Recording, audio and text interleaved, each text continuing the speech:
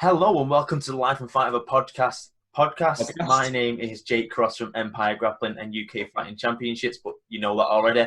And I'm joined as always by my co-host, Mr. Hive, Mr. Simon Price. How's it going, Si? Yeah, good mate. It's like we were talking about off camera there. We've sort of both been on a bit of a health kick this week, so body's feeling battered, but brain and everything else is feeling great this week. Like I didn't mention before, but I've started working with Andy Hardwick as well. Do you know Brotherhood? Yes. So I've put him in charge of my weight training program and my nutritional side of things, which for me it's a first. Like I've never really give somebody else the reins, and sort of done that now, and it's a nice weight on my shoulders. Sort of walking into the gym, just being like, all right, this is what I've got to do today. That's it. That's not a bad shout because obviously you know your ins and outs of what you do, but I feel like with yourself you can be a bit more lenient. Like I know I can do this and get away with it a little bit. Whereas if someone's over your shoulder per se, obviously COVID-19, no one should be over your shoulder right now.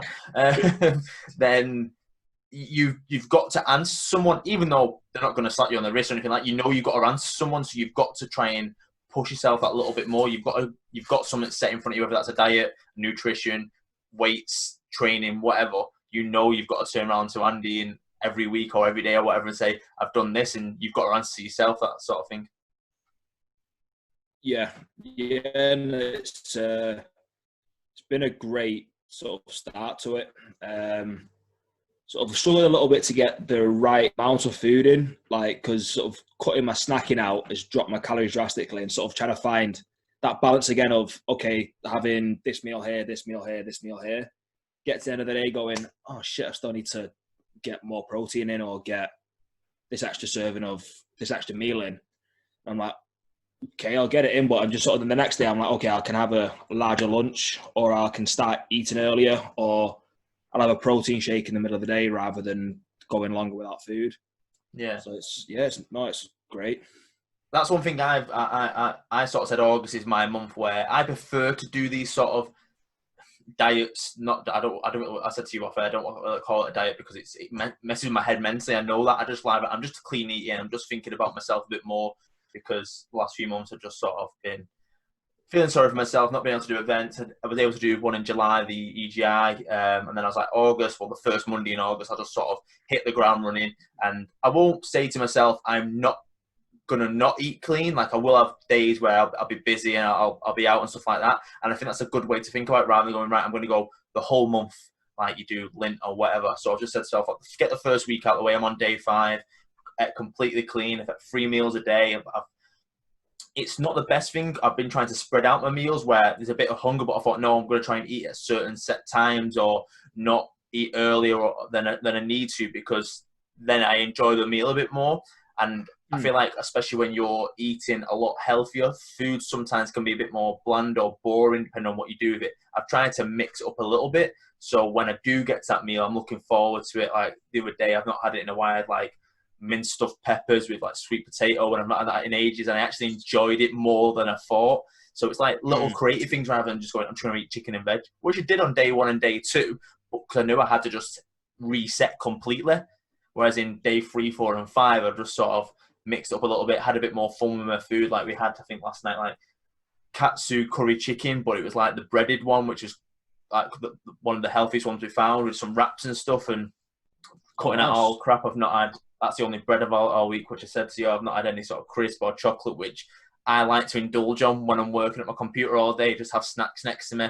Yeah. So it's like it's a massive sort of mindset and lifestyle change. And I think, like you said, you taking that word diet away from it massively helps with the success of it. Because like with a diet, there's an end point. Whereas whenever I work with somebody, I'm always saying to them, look, we're not having a diet.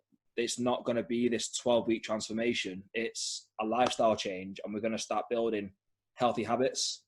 Exactly. So the healthy habit could be, like you're saying, clean eating. I tend to sort of drift away from that phrase as well, just because there's sometimes negative connotations with it, or some people's definition of clean eating may be different to somebody else's. So I'll sort of be like, okay, so this week's healthy habit is going to be you're going to have a good serving of veg with your lunch, and then you're going to hit your protein target every day, and that's just a healthy habit for the week. And then the next week will be like, okay, let's build on this bunch of healthy habits, and then add in a step count. Now, if someone's like at the desk all day and this maybe get about 4,000 steps, I'll be like, okay, let's get 6,000 steps.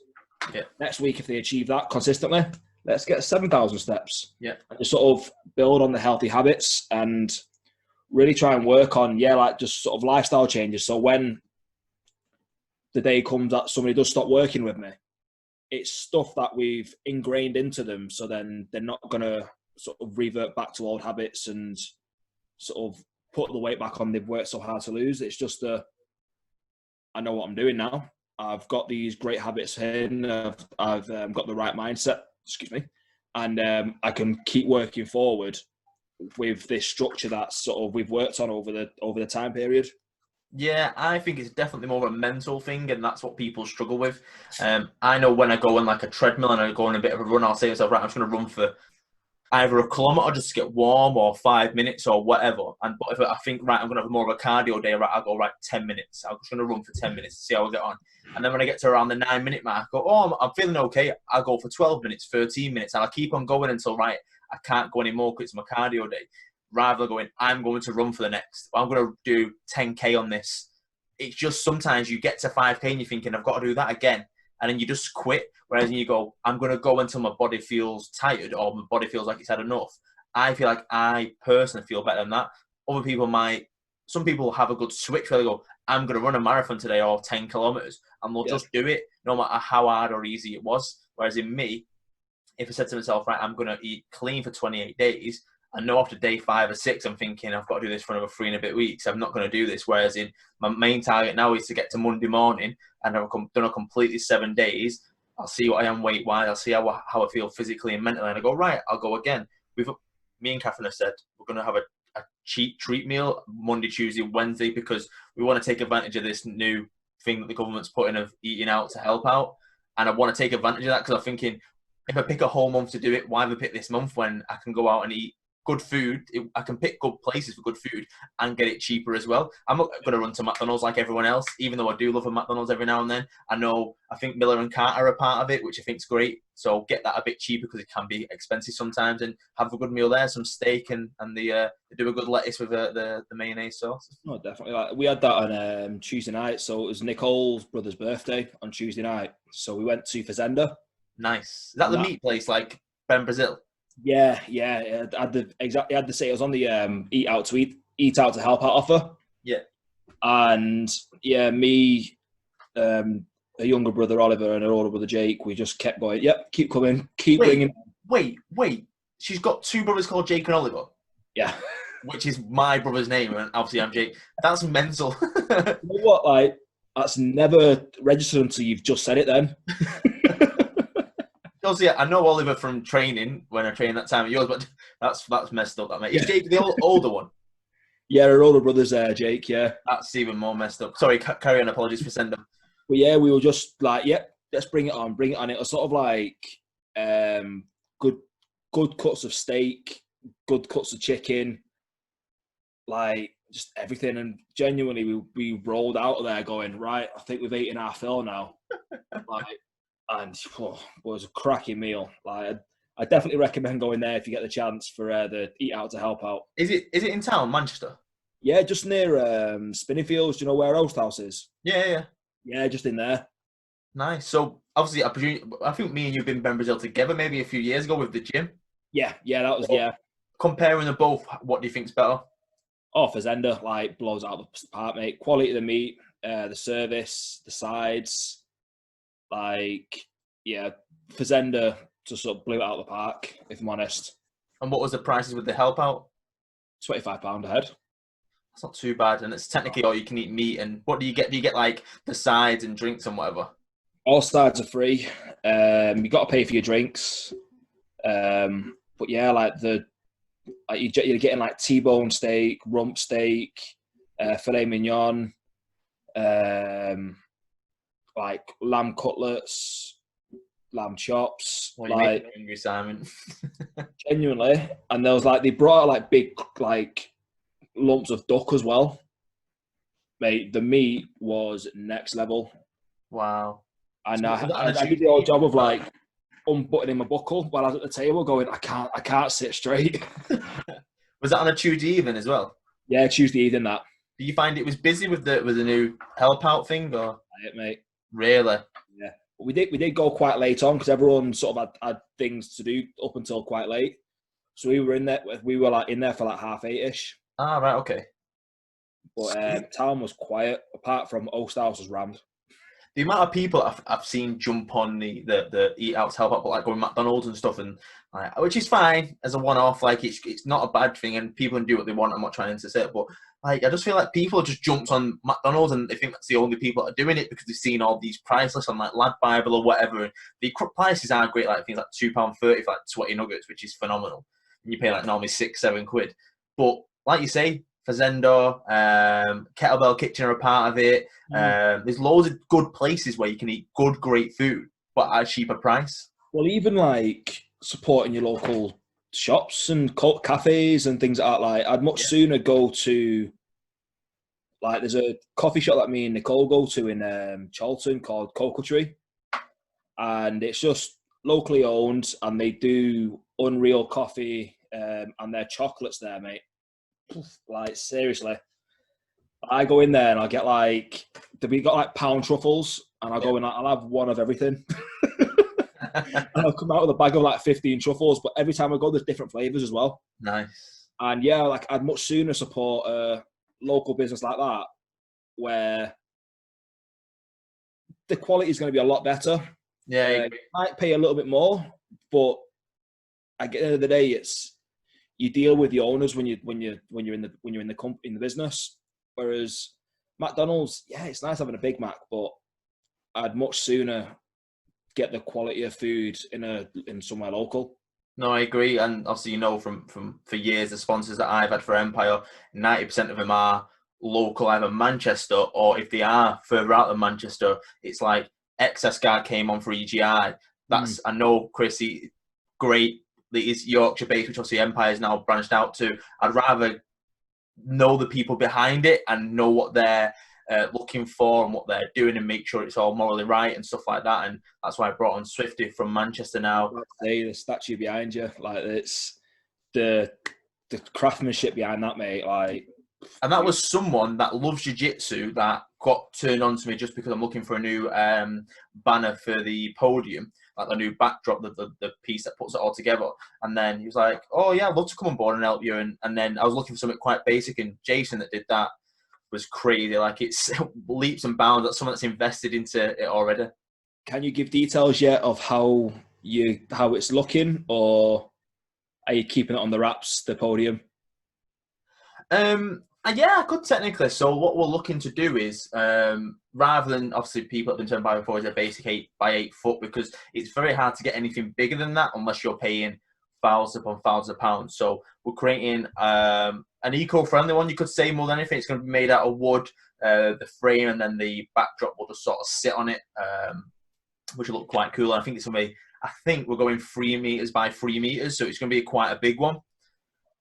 So then the podium actual side, we're going to look at doing it where we can use backlit lights on the podium and also on the backdrop, so it lights up a little bit more, and then have maybe engravings on there, maybe it's logos or whatever. So we're going to do it a bit different, but it won't be much of a different setup than we already do. It'll just be a bit more out there. And obviously, if that's anything to go by behind me of the mind that I've got, and then what Jason does, Jason lifts it up about 5 or 6 levels because he knows how to craft this sort of stuff. And if that logo or the Empire logo or some gym logos or the number 1, 2, and 3 is engraved and it's lit up, I'm happy. Anything more, go with it.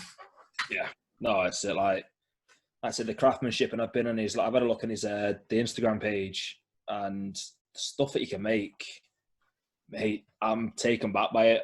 I'm like, so once everything's back up and running, I'm debating getting in touch with him to be like, could you do the Hive logo, like. Mate, I would not be surprised. He's a cool cat, and if anyone's looking for any sort of scooters or fitness gear, so they get into that side, visit Swifty Scooters on all social media. And Did you Jason, say Brendan Schaub's got one? yeah, he sent one out to Brendan Shaw, but one of the scooters, I think it was last year or earlier this year. It's on their social media where he's just like, he's got like one of them sort of round hats on, shorts, t-shirt, and he's just like posing with it. Yeah, it's a cool guy to know, and he loved being part of each sort of first event he's properly been to, apart from competing at the local circuit. And yeah, he's good for being part of Empire, and for future jiu-jitsu people being a part of that. Oh, of course, definitely. So apart from eating healthy and you upping your training this week, Simon, anything else on the cards? Well, yeah, like last Saturday, like I think you knew about it. The club surprised me to sort of like a bit of a meet up at the park, which, like, so setting the scene, Nicole sort of like, yeah, this Saturday we'll take her little sisters to the park, have a little bit of a picnic. She was like, yeah, you can bring the gloves, we'll do some pad work, because they enjoy doing a bit of pad work with me. And then I was like, yeah, great. And I was like, do you know what? It's looking a bit grey outside. Should we get like a plan B? Like we'll go to the PT studio that I work and we'll do some pad work in there with them, or we'll take them out somewhere. She goes, nope, we're going to the park. And I was like, okay, but whether, I don't want to like get there and have to turn around. She goes, no, we're going to the park. And I was like, okay. She goes, but wear something nice. I was like, why? She goes, well, you spend all week in shorts and t-shirt, so just put some jeans on, look fairly smart. And I was like, why though? She goes, I like you in them. And I was like, all right, yeah, I'll do it for you. I'll put them on for you. Like, and I was moving, like, and we get in there, and I was like, in my head, I was like, I don't know how many pad working. Like, I was wearing like fairly fitted jeans, and just like a normal t-shirt. I was like, I'm gonna be drenched in sweat with doing pad work, because it was like slightly humid as well, and I'm a bit of a mover, so I like move around with the pads, and my heart rate's going while I'm holding the pads. And I get there, and there's a circle of people where we're gonna go, and I was like, that's strange. Like, there's about 15 people there, just stood there. I was getting close, started to recognise faces, and I was like, what's going on? Got there, and I was like, I realised what had happened, and I was like, oh, wow. But then I was that overwhelmed, I was like, do I stay, do I run away? Like, what's going on here? And I sort of like, it took me about 10 minutes to be like, right, you can calm down outside. It was cool. Yeah. My plan was to get up there. I did get the invite, but I can't go into it too much right now. But Saturday became a busy day. Oh yeah, no, I understand. Yeah. But yeah, I've seen the pictures afterwards. I'm glad they did that. It was lovely. It was really, really nice. Like I say, they got me a massive card as well, and a nice little present and a few gifts. And I was genuinely taken back by it, like to the point where I was like, "What? Don't cry, Simon. Don't cry. You're in public. You can do this later when you get behind closed doors." So, did you end up doing the pad work though? No. We ended up sitting around the park, just eating and talking. It was lovely. Was it? Did it start raining that day, or did it stay dry? Stayed dry. That's good. Yeah, it stayed really dry, and then we ended up going back to Nicole's afterwards and watching a film in the evening. So it did start raining here, and I was thinking, I hope it's not raining there. Obviously, we're probably about 10, 12 miles away from each other. Yeah, but it can come over quite quickly, can't it? Yeah, definitely. Yeah, oh, God, it was a good day. Did everyone turn up that you thought was? Oh, that Nicole's thought was going to talk. Yeah, like I think everyone turned up that could make it, and there was a few that were sort of either away or had other plans, unfortunately. But yeah, like there was quite a few there, and it was a nice change of pace. Like it was just nice seeing different seeing the guys that I've not seen for a while, and then the sort of them sort of being like, we appreciate what you've done with Hive over lockdown, and I was like, guys. I was genuinely like, really, I'm really taken back by it. Like, yeah, I'm lost, and I'm lost for words for it. It's a community that you build, though, isn't it? Like, it's probably not you're more intimate with your guys who you speak to them probably every day or most of them anyway, within reason. It's a similar thing that I have with Empire, where a lot of people went out the way for EGI to make sure that worked because of the what we've built between us, we have the people around us that would go out the way, make sure they say that's their way of saying thank you to you. When a genuine message saying thanks for whatever you're doing would have been more than enough anyway. Oh yeah, yeah. Like I say, I'm not one to have a fuss made over me. Like even like last night, we just got back from the gym, me and Nicole, and I sat there and I'd showered. I'd had about 2 liters of water, and we were sat there relaxing. And I was still roasting, like dripping with sweat. And we were sat there watching telly, and she was like, "Do you want a fan?" And I was like, "No, I'm fine. I'm just enjoying sitting here and like just being in your company and like just relaxing." She goes, "Yeah, no, but you're drenching in sweat." And I was like, "No, it's fine. I'm comfortable. Like, don't make a fuss about me. I'm comfy." She goes, "Tell you what, I'll go and open the door for you to get some air." I was like, "No, I'm fine." And then as I was going, she's like, I was coming to the kitchen for a sec. She gave me a fan. She goes, "That's nice, that internet." I was like, "Yeah." And she goes, "Why didn't you let me do it?" I was like, I'm not one for fuss. Like, what about yourself anyway? I'll like anything up for your week? I was going to make a joke then saying Nicole should be your biggest fan, so you wouldn't need one. Well, that's it. So if I had said that to her, my week, it's been it's gone quite fast really. I had some skirting done in my kitchen because obviously I've had loads of work done recently. That's sort of the last thing. It's getting finished up this weekend, more like silicone or whatever, to make sure it all sits right. And then I can put my fridge back in my kitchen because it's been in my living room for the last sort of 5 weeks, which is quite annoying now. Even though it's easy when I need something quickly, I can just sit up and get a bottle of water or some food or whatever. But other than that, last Friday we went on a walk. I know it's a week ago now. Ingleworth. Is it Ingleworth? Oh yeah. It took us about 3 and a bit hours.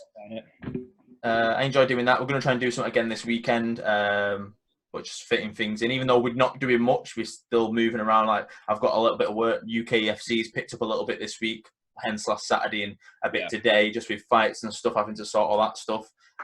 Just with the unknown, really, trying to put things in place.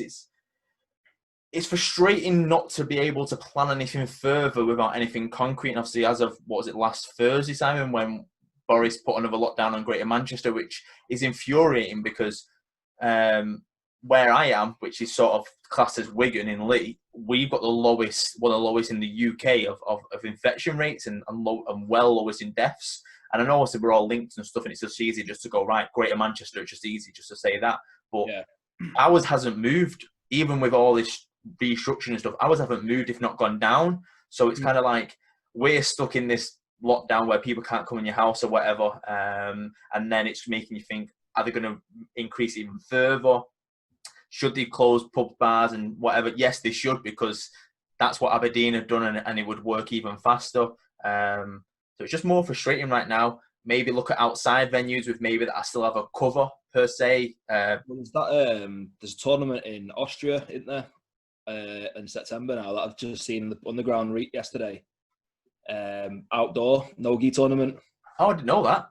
Yeah, it just got posted up yesterday. And I was like, I've been really debating doing it, but it's the same day as my birthday, and I've got my sister coming in from Switzerland for the weekend, so I'm like, I can't really say no to her going over.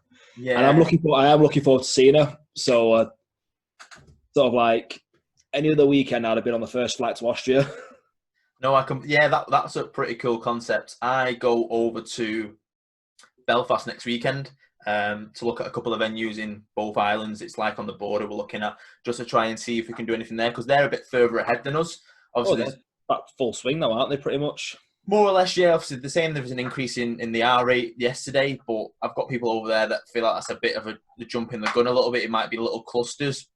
But it's just something to keep an eye on. And plus, I don't like booking venues without going over there. So, obviously, everyone knows one of the head referees, Carl Casey, lives over there in Belfast. So, I'm going to go over and see him with Catherine and look at some venues, see how that works, and have a couple of days break, really, and see a couple of friends. Might get a bit of training in there, which I don't really do, because obviously Carl's got Stealth Northern Ireland there now. You'll have to let me know how that goes, because I'll be definitely visiting at some point. Belfast is pretty cheap as well, like flights like £70 return. You can get them even cheaper depending on the times. We got on the weekend, so it's a bit more expensive. And then we've got a good hotel, which is sort of near where the Titanic was built. So it's quite an up and coming area. It's quite an expensive area, but say 30, 40 quid a night. Saturday's a bit dearer, so it works out like 40 quid a night on average. But yeah, I'm looking forward to that. It's a little break. I do like to fly more than once a year.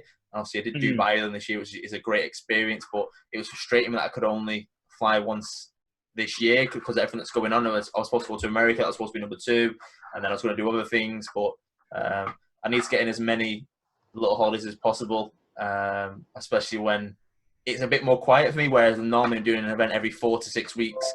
It's hard to normally fit stuff in, and obviously you're the same. Yeah. When you go, you've got to sort out cover for your training in the gyms, whereas in now you could probably go away, even though it's not easy, nowhere's really open, and you've got the quarantine and stuff, where right now Northern Ireland hasn't got quarantine. So that's one sort of reason to do it, because I think did they come out yesterday saying, is it Andorra, Bahamas, and somewhere else as of Saturday morning at 4 a.m.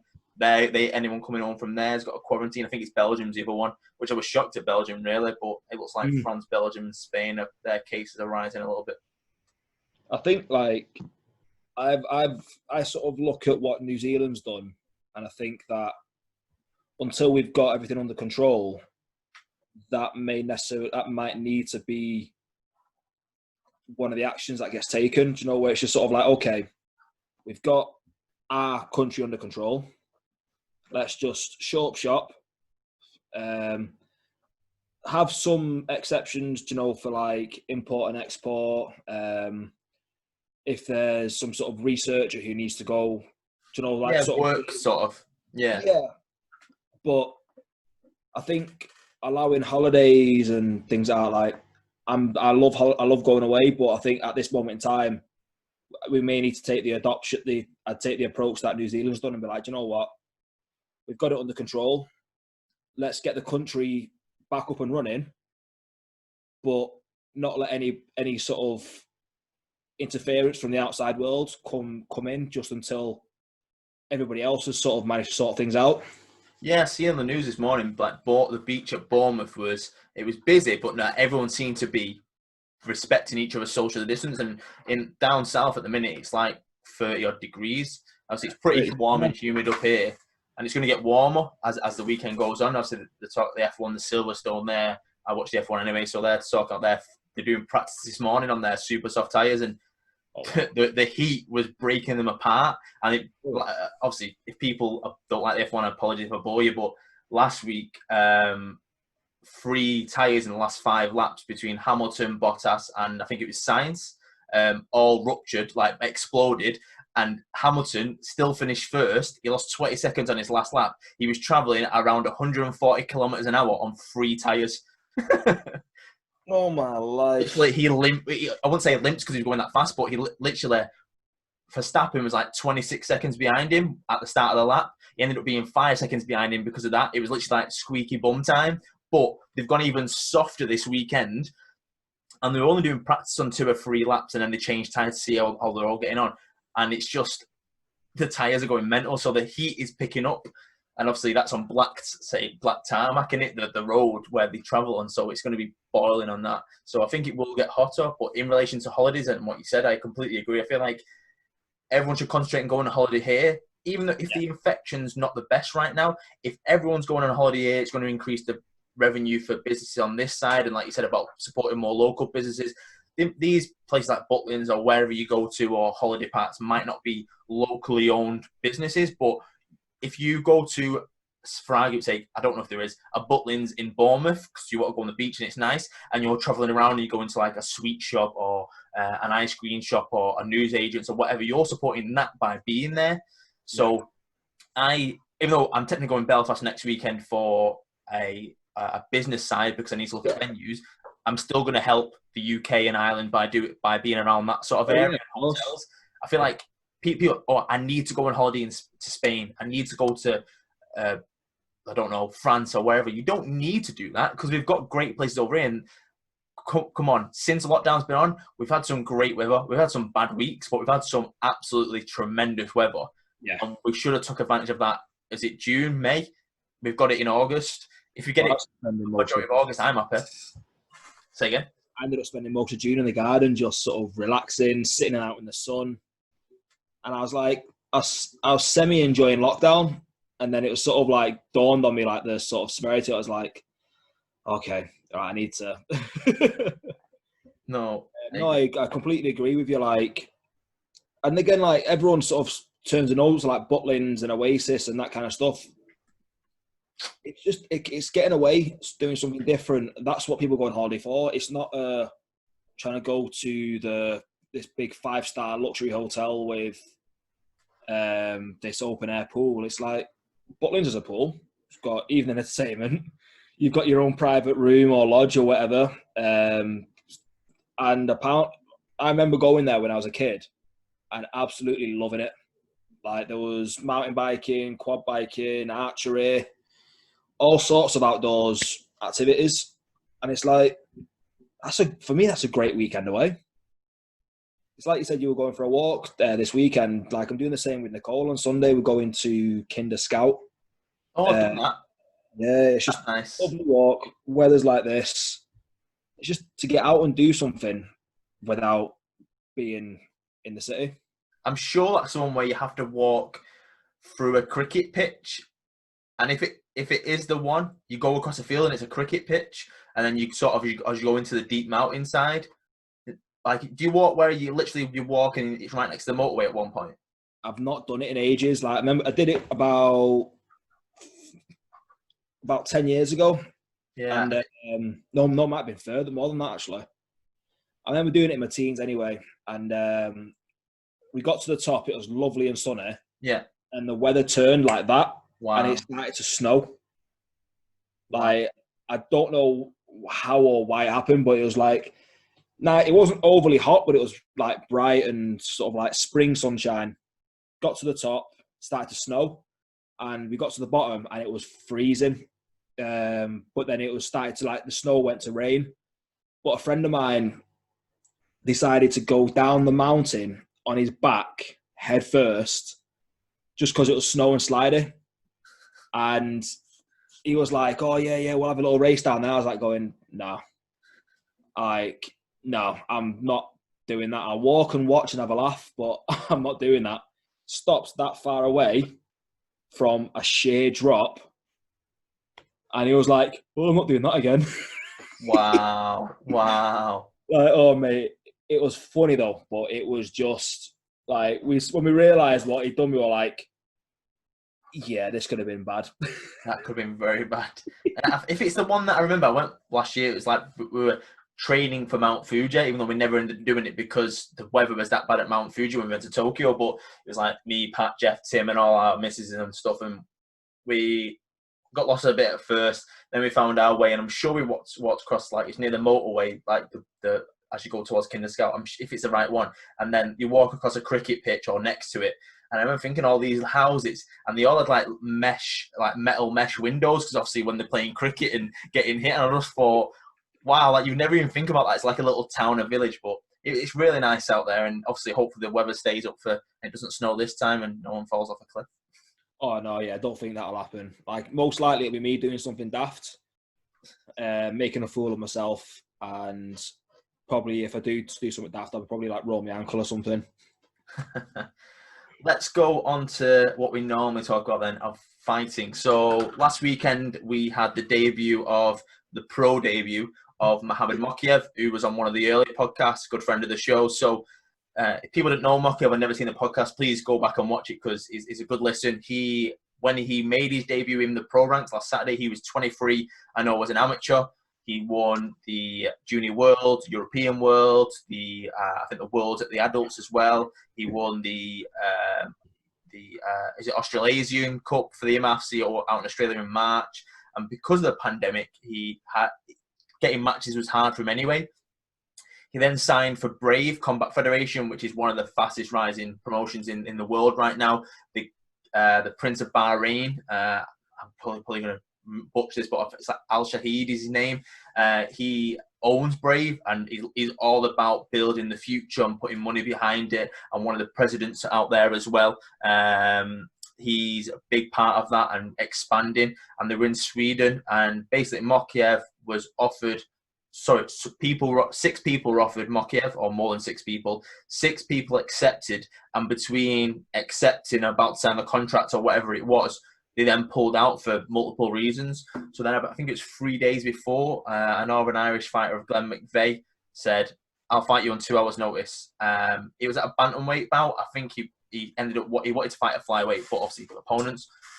Glenn missed weight by 2.8 kilos or 2.2 kilos. He ended up weighing 64 kilos. Mokaev was championship weight of 61.2, the professional that he is. And there's numerous factors going into it. Should you accept to fight if you know you're going to miss weight, and flying out to Sweden and lockdown and stuff like that? There's loads of things that you can give excuses for Glenn. But the fight went ahead anyway, and it was a 3-round unanimous decision by Mokaev. Great performance. He admitted on a podcast yesterday, he was on a podcast with Brendan Loughnane, where he basically said that because he was new to sort of hitting the elbows, he hit once and he's like, "Oh, that's cool," like, and then stuck it back a little bit, like, but how shocked of how good it was to do something in live combat. So he says his next fight, he will increase it a little bit. He'll be a bit more confident. Whereas in this one, Glenn was a tough cookie. Like, he didn't want to eat. At one point, he went to take Mokaev down, more or less got him down, and Mokaev being who he is. So I was shocked that he even shot for that. So it was Mokaev showing his levels in that fight. He shown he was leaps and bounds above anyone that's going to step in there with him right now at that level. It'd be interesting to see what happens next, because I think within 2 or 3 fights, he could be going for that flyweight or bantamweight title on Brave, and there's a picture of him that he's already holding it anyway, which is sort of just feels like I'm looking into the future when I see it. Mokaev is definitely one to watch. Where do you sort of see in the glass ceiling for him? Do you see it being unlimited, Simon? I don't know. Like, his amateur career was fantastic.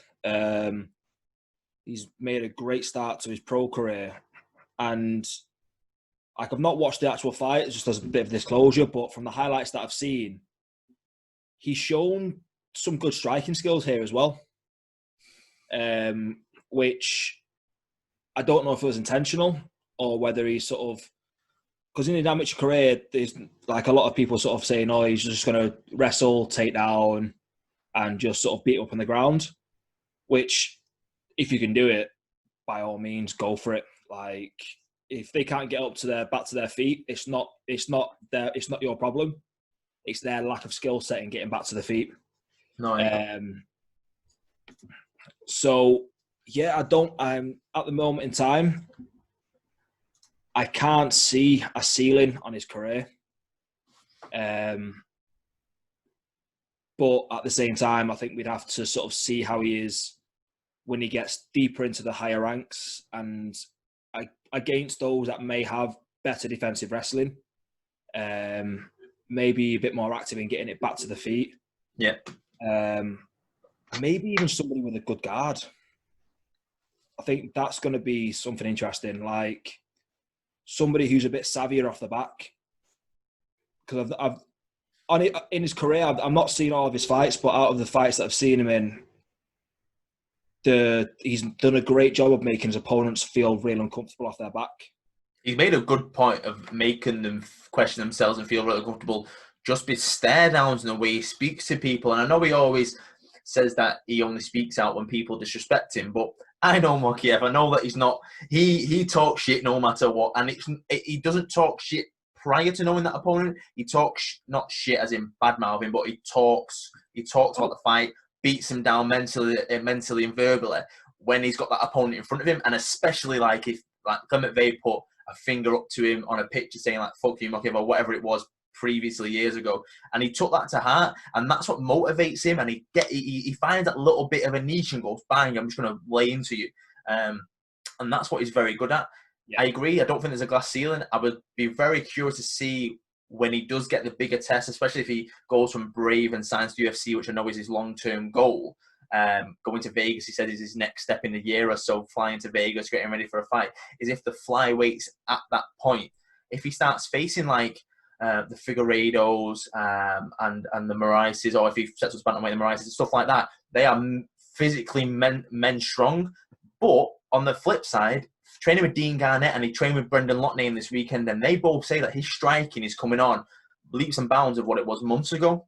So I will be very interested to see what his next few fights are. 'Cause I know he will struggle to get opponents, but once he's signed to an organization that have a deep roster of the flyweights and bantamweights and the in-betweens of his catchweights, and you can't really say no to certain fights because otherwise you'll get cut. I feel like that's when you'll see the best of Mokaev, even if he does get beat, because I don't feel like a 1 or 2 losses will make his career. And I think it'll be very, very hard to beat someone like Mokaev. But I feel like there is flyweights right now out there that can beat him because he's new. He's going to get used to the rule set. But I feel like he's just turned 19, 20, whatever he's now, or 21. He's still a baby. Once he hits his peak at 28, 27, he's grown completely. He is going to be a world champion no matter what. Yeah, I think I 100% see that world championship belt around his waist. Whether that's in the next 5 years or the next 10 years. Yeah. All depends on how he's managed as well. Like he's got a great style as well where he doesn't get hurt. Like he's not taking the silly shots to the head. Yeah. So he's going to have a longer fighting career as opposed to someone who may have a style that just has to stand in front of somebody, exchange shots. And as well, you think about it, the people that we talk about on the show a lot, his main training partners, especially at Aspire, you've got Marlon Jones, Liam McCracken. They are going to be world champions themselves. And they're all around, obviously, Liam's a bit bigger now, but Liam, Marlon, Dakota, and Mokaev and the likes of them, and also Scott Johnson as well, who's a flyweight, they're going to keep on getting each other better. And obviously the training that they're all going to get outside of that, like I know he travels the world and trains as well, Mokaev, and he's signed with KHK, which is the management company of the Prince of Bahrain, because they're really close. So he's going to have the money and the talent and the people behind him, and then the training partners, and then he's going to keep on getting bigger and bigger on the stage. I'm more looking forward to seeing how his career trajectory is, who he fights. That's the most exciting thing, to see who he fights and how he fares against them. Like you had the Conor McGregor effect where he's saying when he fights a wrestler, when he fought Chad Mendes. And on the flip side, you're looking at Mokaev and going, when he fights someone that can out-wrestle him, or when he fights a legitimate striker. But he's getting better himself. He's not going to wait there and go, I'm just going to wait for someone to beat me. Oh, 100%. I'm not saying that those opponents will beat him. I'm more saying it'll be an interesting matchup to see him against someone who's got the skill set of, say, a Tony Ferguson off their back. Yeah. Who's got the defensive wrestling of a Justin Gaethje. Yeah. And the offensive wrestling of Justin Gaethje. Oh, exactly. But like, it's just interesting to sort of see the caliber opponent now that he's turned pro, and I really hope his management manage him well, in the sense that they're not going to put him in the ring now for his second pro fight against someone who's 6-year veteran with a sterling record, where sort of like there's going to be the physicality difference, the experience difference, and it's going to be not a sort of build-up fight. Like he still needs to progress in his physicality. He still needs to progress in his skill set, and that's going to come. And it's like, it is like this. I know it's cliche to say, but martial arts is a lifelong journey. Yep. And I don't see a loss in the near future for Mokaev. I just hope that his management are being like, okay, let's nurture this talent correctly, and give him the right building blocks. So then when he does get to the top of this mountain, he's going to stay there. He's going to rule, because I can see him having the longevity of like your GSP, where not taking much damage, getting out of the sport nice and clean as well when he chooses to, and I think he's got the charisma as well to go far. He's definitely got the full package. I completely agree with that, and that's one thing that I am looking forward to, because he's got the fanfare. He can speak. He can back it up. He's a talent. He keeps on building. The people around him, his management, his teams. Like I feel like he's still got levels to go at his age. Levels, he's levels above most people anyway. But it's crazy how far he can go. Obviously, the fact that he's compared to people like Khabib, which is great. And obviously he's talking about retiring and getting out, like you just mentioned, in the next 2 fights. He's got Gaethje in October, and there's talk about GSP in April, which if that fight comes off, win or lose, it's for Khabib. I'm an absolute fanboy for that fight. Yeah. If that, I just don't see the reason why GSP needs to come back for it, because he's done his staple already. Does he need to do anything more? No.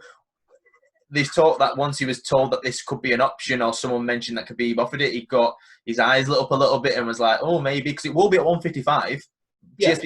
GSP has made 155, but he made it for acting. He did it for the Captain America film. Apparently, on set he was like 155, 160, so he can make that weight. He's made 185, 170, and then he could be the first ever guy to win 3 belts at 3 different weight classes. That could be an increase as well. Would you want it? Well, you got to look at it like GSP kind of epitomizes what a martial artist is. Yeah.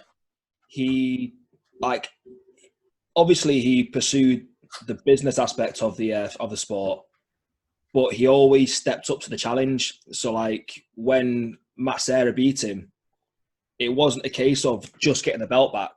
It was, no, I have to beat Matt Serra to avenge my loss. Same with Hughes. His only 2 losses, if I got that right, Hughes and Serra, he avenged Hughes twice. So he was all about making sure he got that back. And I think he did the right stage. He didn't get the rematch straight away. He went back. He lost to Serra, then beat Koscheck, then beat Serra. So he built back to it. I'm sure that was the right thing. And same with Hughes as well. He came in, I think he was signed by TKO. Then he got signed to face Hughes. Obviously, it's a big step up. Got beat. Went back to the drawing board, built himself back up, beat Hughes. Then the rematch, beat Hughes again. If you could do the blueprint, maybe just increase a bit more talk so you get a bit more fanfare and all the eyes on him. Add a bit of a spice of Conor McGregor into GSP, and that's probably the perfect all-round fighter to create money and everything. That's probably what you would need. Well, and the thing is, I see a lot of that mindset of the work hard and the martial artist in Mokaev. And like when you're sort of speaking of Khabib, because one thing I really enjoy watching is the training videos that have come out from the AKA training room, with Cormier and Khabib, and the sort of seeing the sparring rounds. I'd love to see Mokaev in that room, just purely as a fan and as a spectator. Because I genuinely, I think he'd be able to hang with them, and I think he'd learn a lot in that room. For me, like the AKA room's one of my favorite rooms to watch as a grappling fan and a grappling spectator. I love watching that room as a training videos. Like there's a great video of Khabib and an American all-state wrestler, I think it was. And I think it was like just before training for like the NCAAs or something. And just the footage of them rolling and sparring was amazing to watch. And watching what Khabib's done with his striking behind his wrestling, I don't know, just in my head, I'd like to see Mokaev in that room as well with that lot, to sort of see how that can further his game even more. Yeah, he been out to Thailand and he did well there. So it'll be very interesting to see what happens next, because I think he wants a quick turnaround as fast. I think he wants at least 2 more in this year. Obviously, 4 months left. It's possible. It depends on Brave. I think Brave. Yeah, I think Brave are back in Sweden from a message we got through UKFC or August 15th or something like that. So they're doing 1 a week more or less now. They did Romania on a Monday, like we spoke about at EGI. That's what Junaid got offered a main event in Romania on 2 days after you. That's why I didn't tell you until the day of it. That's why you nearly lost your opponent. So we'll quickly spend a couple of minutes on the UFC for this weekend. Main event is Derek Lewis against Alexei Oleinik. It's an interesting bout because Oleinik is one of them sort of guys that he's a great grappler, and he's got the Ezekiel choke from bottom, which he loves, and the neck cranks and stuff like that. He's on a 2-fight win streak. He's beat Green and Verdun by split decision this year, so he's already 2-0 this year, which is great considering.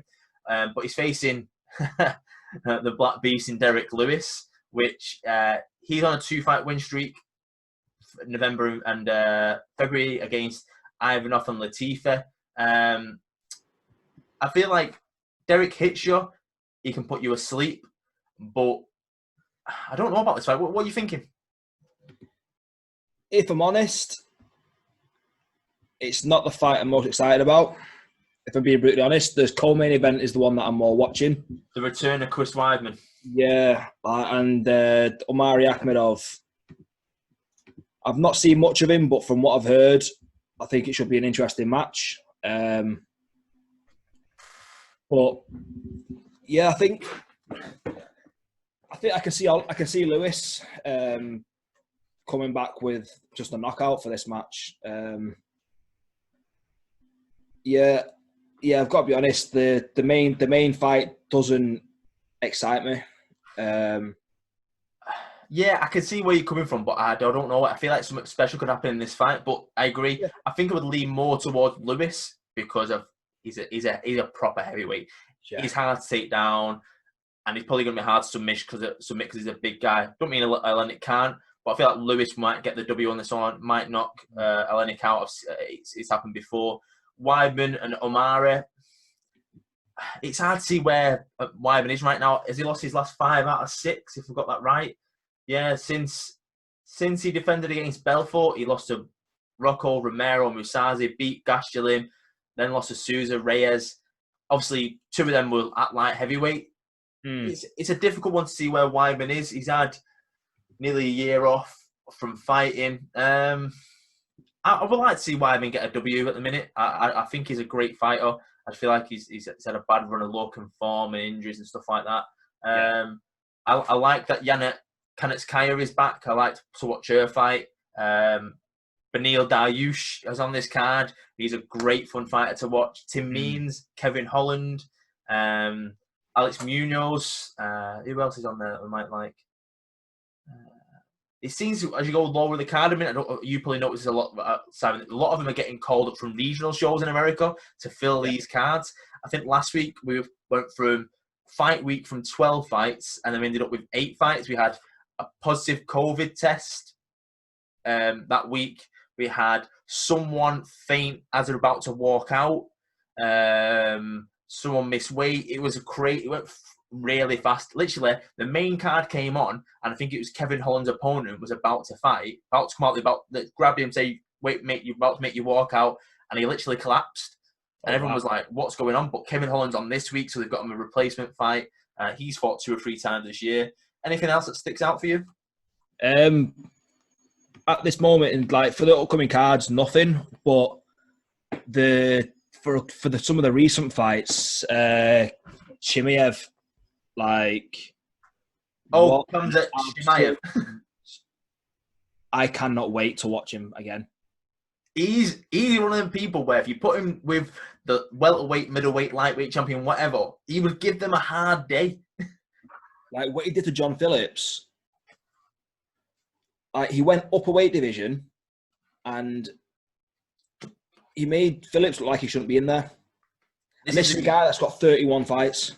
This is who Brian Lacey was raving about, and I was speaking to him on message after our podcast a few weeks ago around Navy and stuff. So when he beat Phillips, he was like 85-2 strikes 4 and against, so 2 against him. And then against Reece McKee, it was like 90-0. And it's unfortunate for McKee. That's not his weight division. He took it on 6 days' notice. It's his first fight in the UFC. Did it to get signed.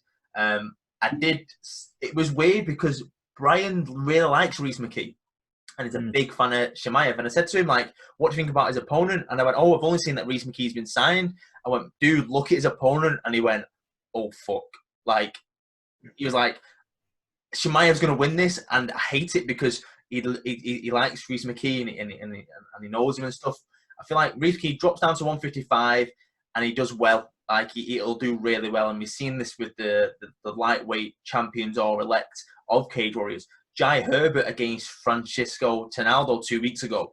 He was dominating Trinaldo. He unfortunately got clipped in the 3rd round. Yeah. But Jai Herbert's shown levels, like, give people the exposure, give them the right fights. On paper, I went with my heart with Jai on predictions, I think, but I was thinking Trinaldo's a beast. He's literally like jacked, and it's shown he hits you, he'll put you out. That's the craziest thing right now. Yeah, it's. I am really enjoying what the UFC is doing at the moment with the cards. But yeah, like when I first watched, I've not been this excited about a fighter like I am with Chimaev since Khabib came on. Yeah, I agree with that. And before that, it was John Jones. Yeah, I remember when John Jones came into the field. You were definitely a John Jones like ass back in the day. I remember at Fighting Fit in like 2010, 2009, whenever it was, and you were like, "Oh, I love this John Jones," and I was like, "Yeah, I like him as well, but not as much as you, Simon." I as soon as I saw that first John Jones fight, I was like, yeah, like I didn't anticipate. Was Stephen Bonner his first one? Yeah, it was a spinning back elbows and stuff like that. Oh, like that fight. Honestly, one of my favorite performances. It was he's shown. He's like what 20 at the time, something like that. 21. He's shown levels. Like I said it a few times about a few of these, but John Jones is the GOAT. He will probably always be the GOAT. And I know I said it a few times. He's a dick, but he is the GOAT. They've released the rankings of on UFC 4, and he's number 2. Nunes is number 1, and I don't mind that because I can see why Nunes will be above him as greatest of all time in certain respects. But they should just be two separates because you can't compare men and women. It's not fair. Nunes is number 1 because, like, I think because they're both fighters, they've both achieved a lot in their respective divisions, and I think if you're going off accolades, I think Nunes has done more than Jones. Yeah. So I feel like it's fair to give her that number 1 GOAT spot. And I think for what Nunes has achieved, yeah, I think she's deserved the right to be put in that mixed category and be compared.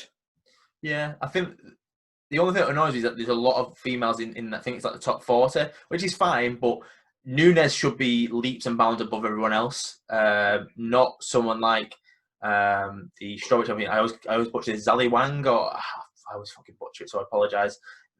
She's like ranked number 6 or something like that, whereas she only won it and defended it against good people, but she's not done what Nunes is. She's not done what other champions in the male categories have done. You would have to defend it a few times, maybe step up and face someone like mine's gone blank, the women's flyweight champion, the one that Joanne Calder was going to fight. I know what you mean.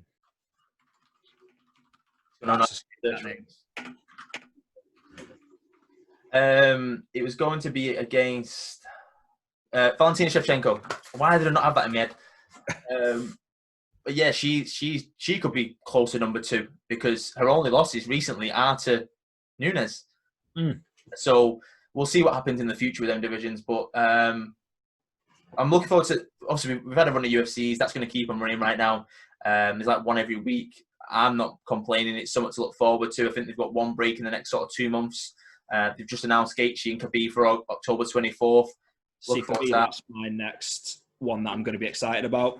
Like, Adesanya and do you know what? I've been that oblivious to what's coming up because you got Miocic and Cormier as well. Yeah, Miocic Cormier is next weekend. We'll cover that next week in loads of detail. You've got Adesanya and Costa in September.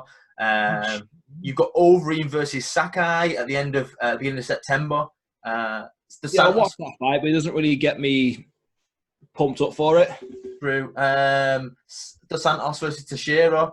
There's some great fight nights on there, but yeah, we'll touch on it next week properly. But quick, just one word answer: Miocic or Cormier?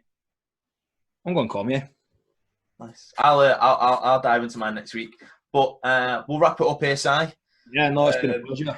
Thanks for listening and watching, guys. We'll be back with a preview of UFC 250. Is it 252? Yeah, 252, which is Miocic Cormier. Free next week with a few stuck around on us. I can't wait for that one, mate. We might get 1 or 2 guests on as well to cover that. Might try and get Brian back or Avi or something like that because they cover it quite well. But yeah, enjoy your weekend, guys, and the sun. Simon, enjoy your walk, and we'll speak soon. Definitely. Sweet. Peace, guys. Nice one, guys.